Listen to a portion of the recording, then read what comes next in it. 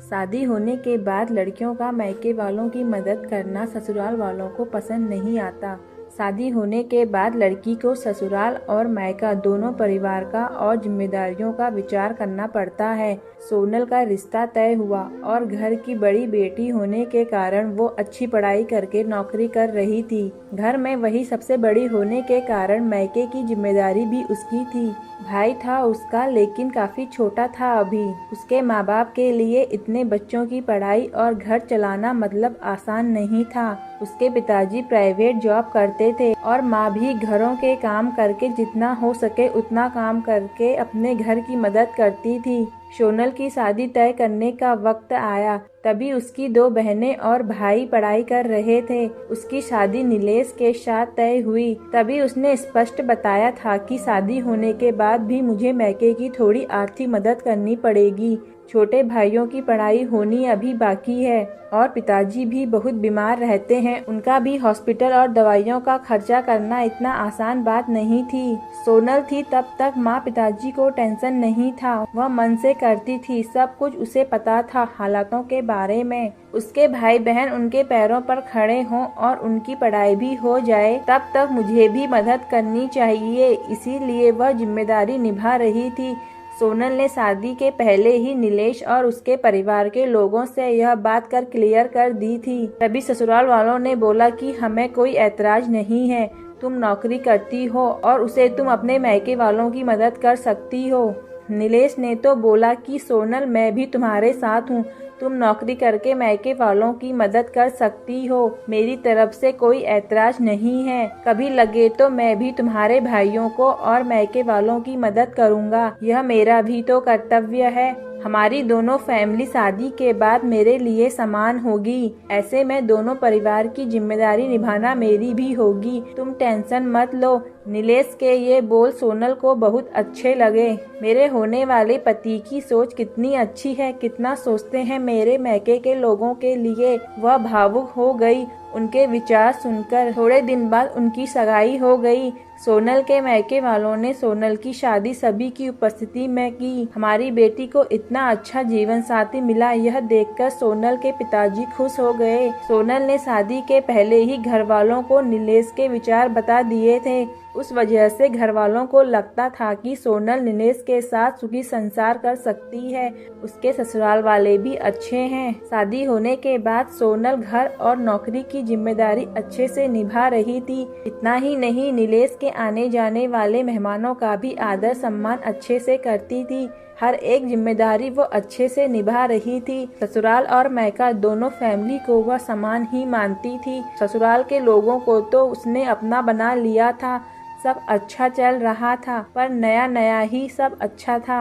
बाद में उनका असली रूप नीलेश और उसके घर वालों का स्वभाव सोनल के सामने आया। वह कहावत है ना, हाथी के दांत खाने के अलग और दिखाने के अलग होते हैं, ऐसे लोग थे वह। सोनल ससुराल वालों को भी पैसे देती थी, बचत भी करती थी, खर्च भी करती थी। उसे भी समझना था अपना ही घर है यह। उसे सभी बातों की और जिम्मेदारियों का एहसास था, इसीलिए खुद पर पैसे खर्च नहीं करती थी। ससुराल और खुद का सब करके वह थोड़ी मदद अपने भाइयों के लिए करती थी। उनकी पढ़ाई चालू थी, पढ़ाई मतलब थोड़े पैसे तो चाहिए ही ना। पर यह नीलेश को भी पसंद नहीं था और उसके मायके वालों को सोनल मदद करती थी, इसीलिए नीलेश चिल्लाता था। ये वही आदमी था जिसने खुद ने शादी के पहले बोला था कि वक्त आने पर मैं भी मदद करूंगा। उसकी मदद की अपेक्षा सोनल को नहीं थी। उसने उसको कभी वैसा बोला ही नहीं, पैसे भी मांगे नहीं, उल्टा उसके ससुराल वाले बोलते थे। तभी सोनल की माँ बोली, सोनल तुम्हारी भी गृहस्थी है, तुम्हारे पास से पैसे मांगने के लिए अच्छा नहीं लगता, पर परिस्थिति ही वैसी आ गई थी। उसकी माँ को बहुत बुरा लगता था। उसकी दूसरे नंबर की बहन पार्ट टाइम जॉब करने की शुरुआत की, इसीलिए अब उसका मायके वालों को पैसे देना सास को बिल्कुल पसंद नहीं था। वह तो सभी को बताती थी कि सोनल जॉब करती है, सभी पैसे मायके में देती है। ऐसी आधी सच बातें सोनल को अच्छी नहीं लगती थी, पर करे तो भी क्या। उसे भी पता था कि अपने मायके की परिस्थिति ठीक नहीं है। थोड़ी बहुत मदद की तो क्या हुआ, मुझे कहाँ जिंदगी भर मदद करनी है भला।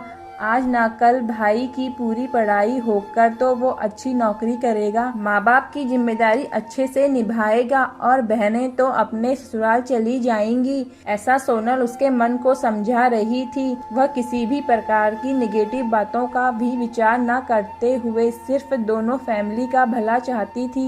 इतना ही नहीं, सोनल नीलेश के माता पिता का हॉस्पिटल और मेडिसिन का खर्चा उठाती थी। नीलेश तो कभी पूछता भी नहीं था, सब सोनल ही देखती थी। उसे हमेशा उसकी सास बोलती थी, किया तो क्या हुआ, यह उसका कर्तव्य है।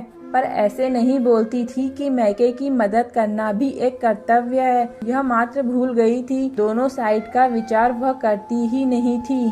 कई दिनों बाद सोनल के पिताजी उनको छोड़कर चले गए, तब भी वह हारी नहीं, सब मैनेज कर रही थी। सोनल मायके वालों की मदद अभी भी करती है। यह सब पता चला तब नीलेश ने उसे बहुत डांटा। सास ससुर ने भी डांट लगाई, तभी सोनल शांत न रह पाई। वह भी पढ़ी हुई और नौकरी करने वाली लड़की थी। नीलेश से ज्यादा कमाने वाली, दोनों परिवार की आर्थिक समस्या वह संभालती थी। उस दिन उसे भी उनके बोलने पर गुस्सा आया। सोनल बोली, अगर लड़की ने ससुराल की मदद की तो चलेगा और मैके की मदद की वह क्यों नहीं चलता? ऐसा क्यों? मेरे मैके वाले हमें मदद मत करो ऐसा बोलते हैं क्योंकि वह मेरी गृहस्थी का विचार करते हैं। मैं मदद करती हूँ मेरे फैमिली के लिए और मेरे भाइयों के लिए। मेरी जिम्मेदारी है और मैं निभा रही हूँ। इसमें क्या गलत कर रही हूँ भला? जिस माता पिता ने मुझे इतना कष्ट करके पढ़ाया बड़ा किया, आज मैं उनकी वजह से इतनी बड़ी पोस्ट पर हूँ, अच्छा खासा कमा रही हूँ, तो मैके में जरूरत होने पर थोड़े दिन मैंने आर्थिक मदद की तो क्या हुआ? और हाँ, मैं आपका भी सब करती हूँ। हमारी गृहस्थी और भविष्य का विचार करके बचत भी जमा कर रही हूँ। यह सब बातें सोनल की सुनकर उसके ससुराल वाले उसे कुछ भी नहीं बोल पाए। कुछ दिनों बाद में सोनल की सास बहुत बीमार हुई। उनकी बेटी ने उनको पैसे देने चाहे, खुद ने आधे पैसे भरने के लिए तैयार हुई। तब सोनल बोली, दीदी हम दोनों हैं ना, नीलेश और मैं देखते हैं पैसों का, आप चिंता मत करो। नहीं भाभी, मेरा भी कर्तव्य है, माँ है वह मेरी। माँ बाप के लिए लड़का और लड़की दोनों ही समान होते हैं, दोनों को साथ में बड़ा करते हैं। पढ़ाई नौकरी उनकी ही वजह से पूरी होती है, तो ऐसे वक्त में मैके में लड़की ने मदद की तो क्या होगा? मैं भी जॉब करती हूँ, मेरी भी सेविंग है। अर्थात सोनल भी ऐसे ही विचारों की थी। अपनी बहन की बातें सुनकर नीलेश और उसके माँ बाप का सिर शर्म से झुक गया। वह बोली, शादी होने के बाद भी मायका लड़की के लिए पराया नहीं होता है। लड़की ने कभी तो मायके की भी जिम्मेदारी ली या अपने माता पिता के लिए कुछ किया तो कुछ बिगड़ नहीं जाता। यही बात सोनल कितने दिनों से बोल रही थी, तभी उसके सास को ये बातें अच्छी नहीं लगती थी। यह बात बेटी ने बोली और उसकी की हुई मदद, यह सब देखकर हमने सोनल के साथ अच्छा बर्ताव नहीं किया। उससे उसकी सास को पछतावा होने लगा। नीलेश को भी बहुत बुरा लगा। दोनों ने सोनल से माफी मांगी क्योंकि उनको भी समझ में आया कि शादी होने के बाद भी लड़की की मायके की जिम्मेदारी कर्तव्य भूला नहीं जाता। वह खुद के पैर पर खड़ी होगी, नौकरी कर रही होगी और मायके की परिस्थिति अच्छी नहीं होगी। मैके में भी कभी भी मदद की जरूरत होगी तो मदद देनी चाहिए। ऐसे वक्त लड़की ने मदद करना यह उसका कर्तव्य होता है। उसके लिए दोनों परिवार समान होते हैं। इन सब में सिर्फ उसको ससुराल वालों ने समझ के उसका साथ देना चाहिए, यही उनकी अपेक्षा रहती है। शादी हो गई इसीलिए मैका उसके महत्व का नहीं, ऐसा भी नहीं है ना। लड़की की ससुराल के प्रति जिम्मेदारी होती है, वैसे ही मैके की जिम्मेदारी भी होती है। दोस्तों, अगर आपको मेरी कहानी पसंद आए तो प्लीज लाइक एंड सब्सक्राइब करें।